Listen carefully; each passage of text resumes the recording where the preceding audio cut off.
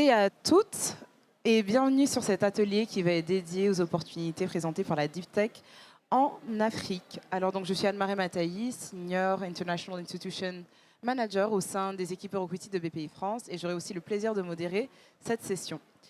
Alors bon, tout est indiqué dans le titre. L'objectif de cette session d'échange est de pouvoir faire déjà un état des lieux de la Deep Tech sur le continent africain, de pouvoir faire un mapping des opportunités, des défis, d'échanger aussi autour des structures d'accompagnement, de l'accompagnement qui est proposé aux entrepreneurs et ensuite de pouvoir bien évidemment discuter la question de l'impact. Est-ce que la Deep Tech pourrait être une solution ou bien est-ce que les solutions de la Deep Tech pourraient être une réponse aux enjeux de développement du continent africain? Donc pour pouvoir échanger sur toutes ces thématiques, donc je vais vous présenter notre panel. Donc Yves Battesti, qui est responsable régional pour BPI France, qui couvre l'Afrique australe, l'Afrique de l'Est ainsi que l'océan Indien. Et Hachem Lee, qui nous vient de OST, donc Open Startup Tunisia, qui est Head of Partnerships, donc ravi également de t'avoir avec nous. Et Max Le Saffre, qui est Head of Innovation et Entrepreneurship au sein de UM6P Global Hubs France. Donc, merci à tous les trois pour votre présence.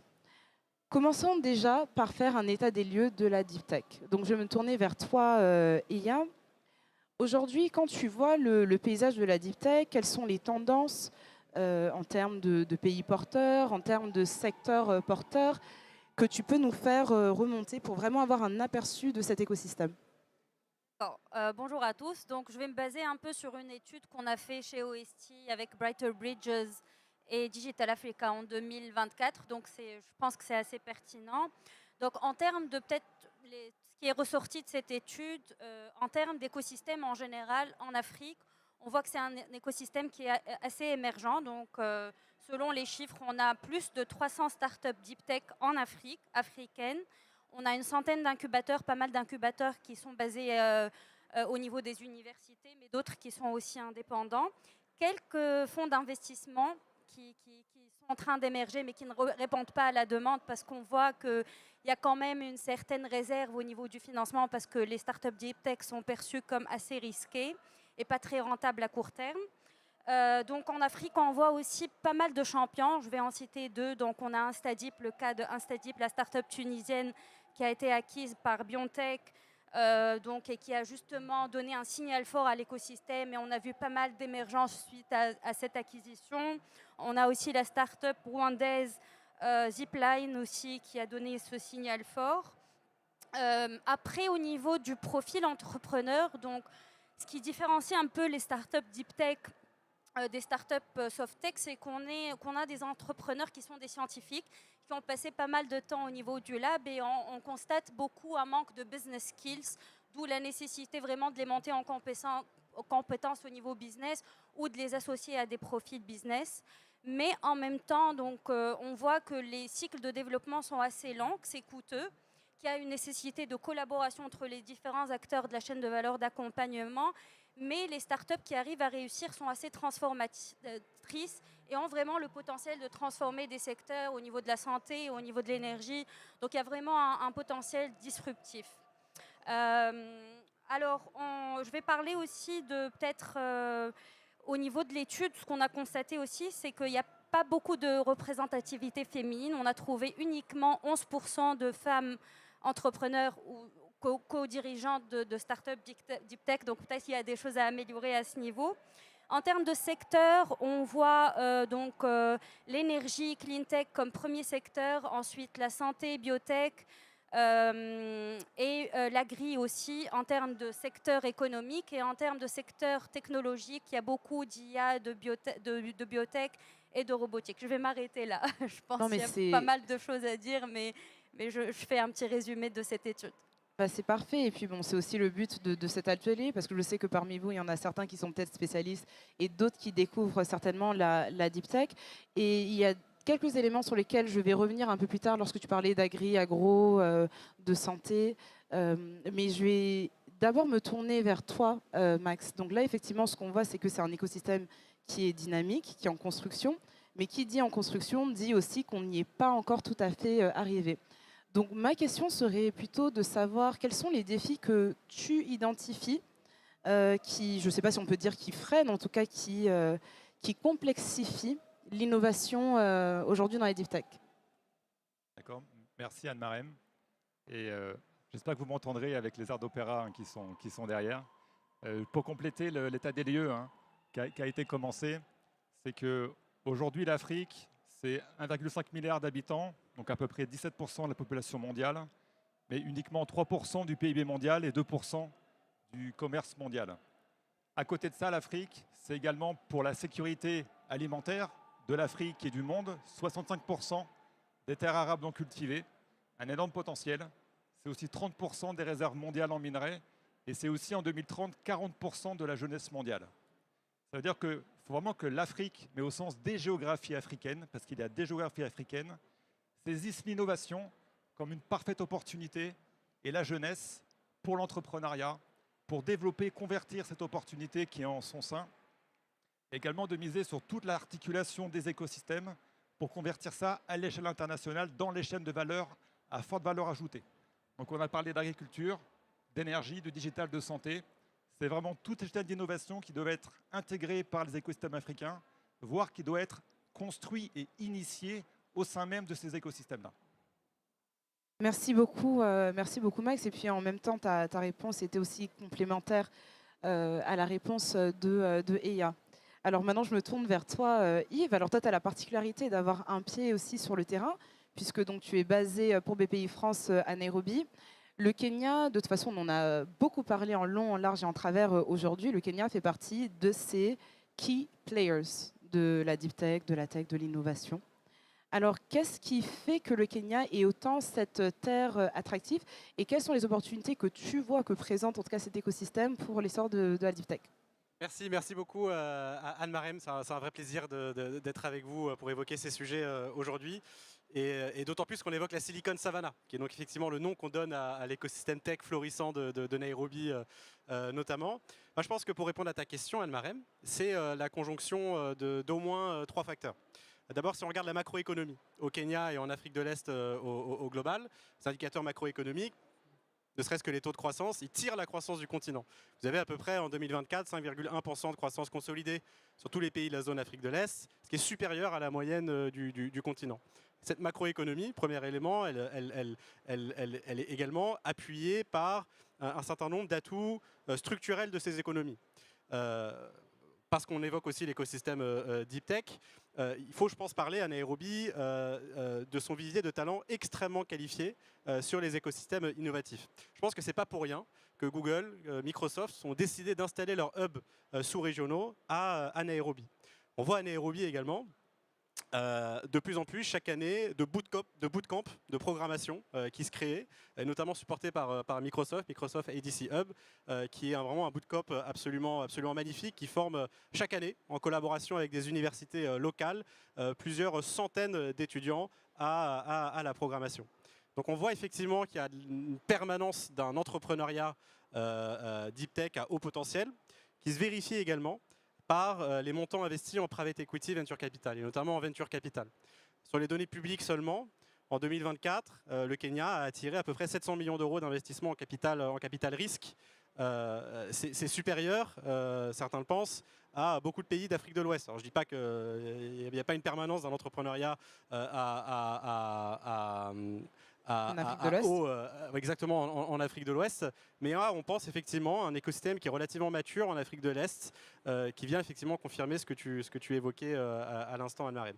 Puis enfin, troisième élément, Kenya, c'est une zone qui est extrêmement bien intégrée, à tous les marchés sous-régionaux. Et ça, effectivement, ça compte quand on adresse le marché kényan. Dans le domaine de la fintech, par exemple, de l'agritech ou d'autres, on adresse indirectement tous les marchés sous-régionaux. Dernier élément, tu parlais des secteurs porteurs. La fintech, on a au Kenya effectivement plusieurs des startups qui n'en sont plus vraiment aujourd'hui les plus avant-gardistes en matière de fintech. M-Pesa évidemment, qu'on présente plus. Près d'1 milliard de transactions gérées chaque année, 60 millions d'utilisateurs actifs à travers toute l'Afrique subsaharienne. L'agrotech, pour évoquer des exemples très spécifiques. La health-tech, vous avez cité Zipline. Zipline très actif au Rwanda pour la livraison de produits médicaux par drone, une start-up absolument avant-gardiste aussi sur le secteur, et aussi le renouvelable. Et là, je pense à une start-up très spécifique, D-Light, qui vient de lever plus de presque 180 millions de dollars auprès d'African Frontier Capital récemment, et qui propose donc des kits d'éclairage solaire. Et chacune de ces entreprises, elle ne propose pas des innovations de subsistance. Elle propose des innovations qui peuvent être adressées partout en Afrique et au-delà. Et donc nous, c'est toute la raison d'être de ce qu'on fait aussi, on essaie d'enjoindre nos entrepreneurs à s'intéresser davantage à ce qu'ils font en Afrique de l'Est et à essayer d'apprendre aussi de ce que font les entrepreneurs locaux, ce qui est absolument formidable. Merci pour cette réponse très complète. Et effectivement, tu commences à toucher aussi du doigt un des axes de réflexion de cet atelier qui est, OK, la deep tech, mais quel rôle en termes d'impact? Quel rôle pour pouvoir répondre à des solutions, en tout cas à des enjeux? Peut-être pour pouvoir revenir sur tout ce qu'on a dit. Donc là, effectivement, je pense que tout le monde a un aperçu de l'état des lieux de la deep tech. Donc on a vu les opportunités, on a vu un peu les freins. On a vu le cas spécifique de la Silicon Savannah, qui est un peu emblématique de tout cela. Je reste sur toi, Yves. Parlons maintenant accompagnement, parce que ça a été dit aussi par Max, parmi les enjeux à mettre en place, il y a les enjeux d'accompagnement, de talent, de formation. Si on reste spécifiquement sur la question de l'accompagnement, BPI France accompagne en fait des sociétés sur des marchés internationaux. Donc en termes de, disons, d'accompagnement de la deep tech, que ce soit sur la structuration de filiales, de la co-industrialisation, quels sont les soutiens financiers et extra-financiers proposés par BPI France? Vous savez, tout ce qui guide l'action de BPI France à l'international, c'est de connecter les écosystèmes, le meilleur des écosystèmes, et c'est de financer les courants d'affaires. Alors il y a effectivement l'accompagnement non financier, qui se matérialise par exemple par l'organisation de délégations d'affaires, très classique, qu'on fait en partenariat avec le MEDEF International, avec Business France, avec les très dynamiques chambres de commerce et d'industrie françaises sur zone. Il y a aussi dans le champ des produits d'accompagnement non financiers, les accélérateurs. Et je l'évoque parce que j'ai vu tout à l'heure quelques promotionnaires de la dernière promotion de l'accélérateur Afrique.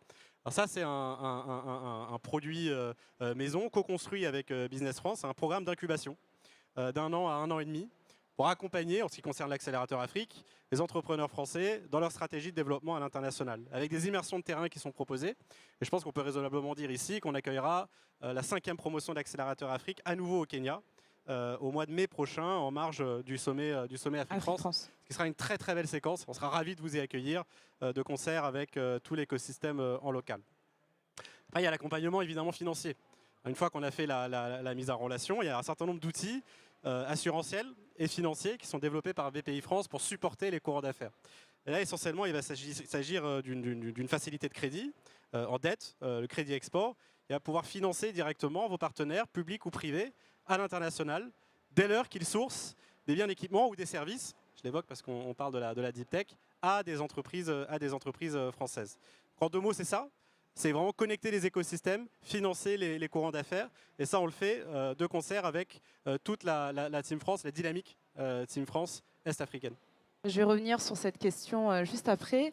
Mais toujours sur le sujet de l'accompagnement. Bon, là, on a la chance aussi d'avoir des personnes qui connaissent très bien les programmes de Deep Tech, à la fois poussés par UM6P et puis par OST. Donc, côté OST, je sais que vous avez notamment quelques programmes phares comme Brain ou bien comme BrainX. On travaille également beaucoup en collaboration avec vous sur d'autres sujets. La question que j'ai pour toi, Iya, c'est déjà, est-ce que je pourrais nous dire quelques petits mots sur Brain et puis BrainX?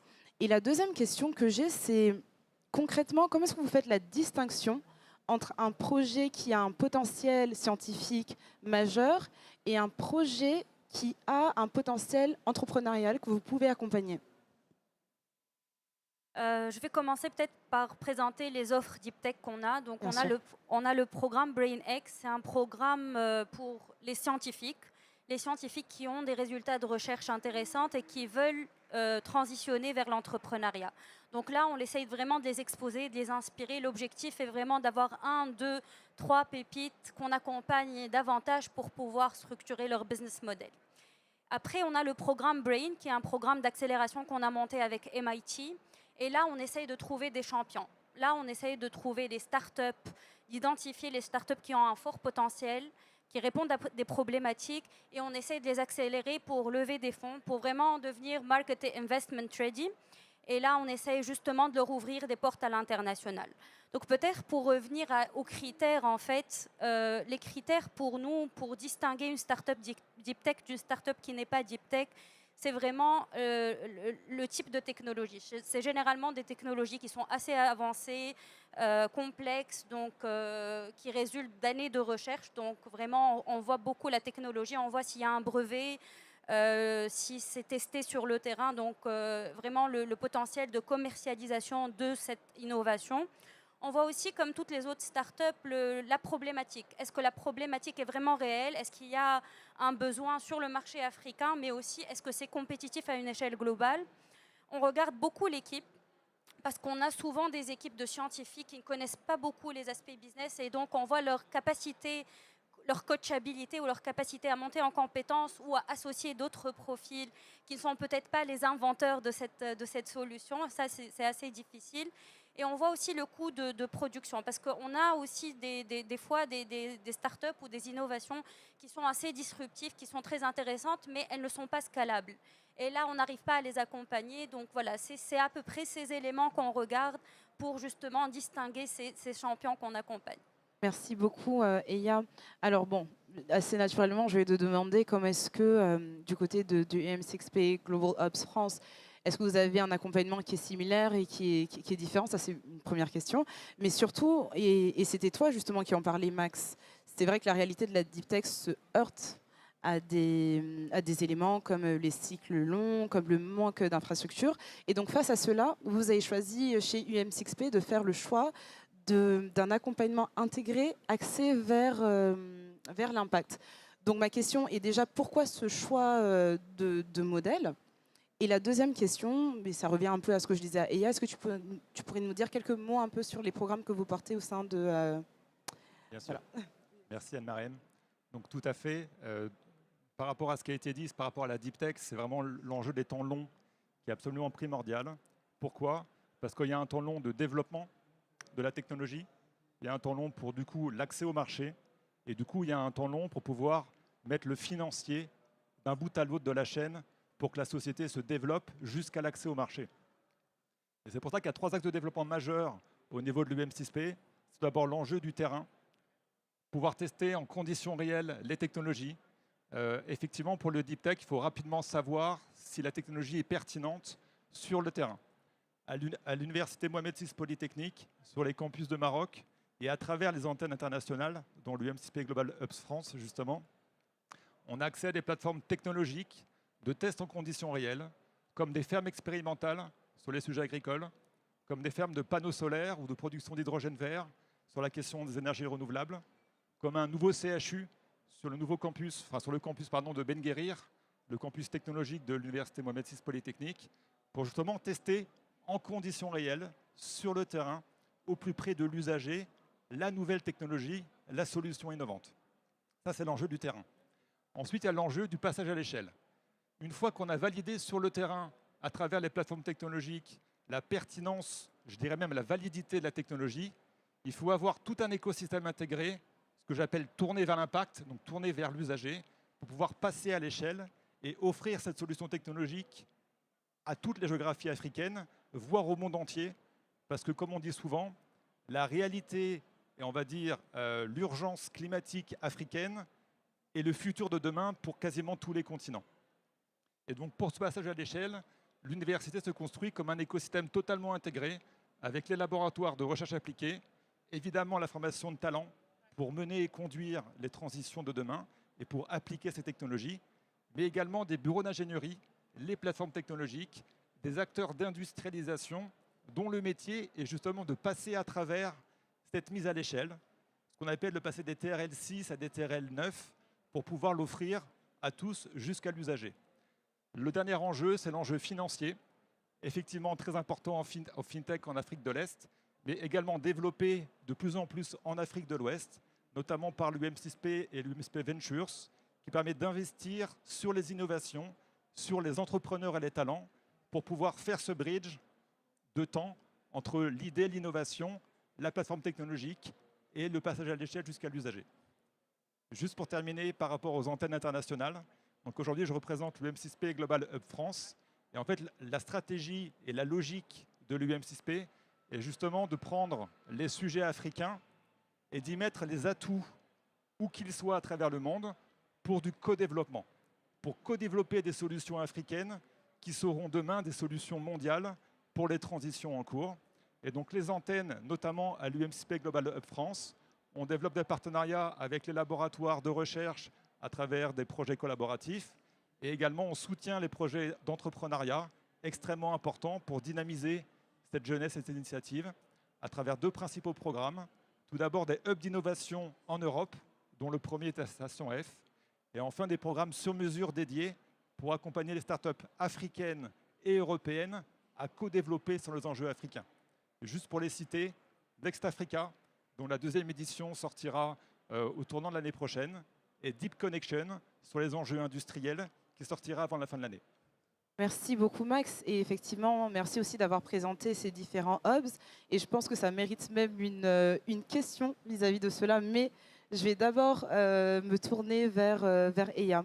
Donc si on suit la progression de cet atelier, on a d'abord fait l'état des lieux, on a vu les différentes formes d'accompagnement qui pouvaient exister, et dans chacune de vos interventions, pour le coup, vous avez parlé de la notion d'impact, vous avez parlé de comment est-ce que ces solutions pouvaient être des réponses à des enjeux, j'allais dire d'avenir, mais en fait des enjeux maintenant, comme tu disais Max, l'Afrique a aussi je ne dirais pas ce rôle, mais en tout cas cette responsabilité, comme tu dis, de faire émerger en tout cas des solutions pour répondre à leurs enjeux qui ensuite seront également des réponses à des enjeux sur d'autres régions. Mais on va y revenir.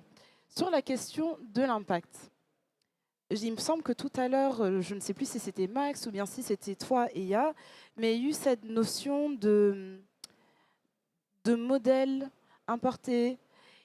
Et c'est vrai que bon, sur différents secteurs, parfois on assiste à une réplicabilité de certains modèles qui ne sont soit pas universels ou bien tout simplement pas adaptés.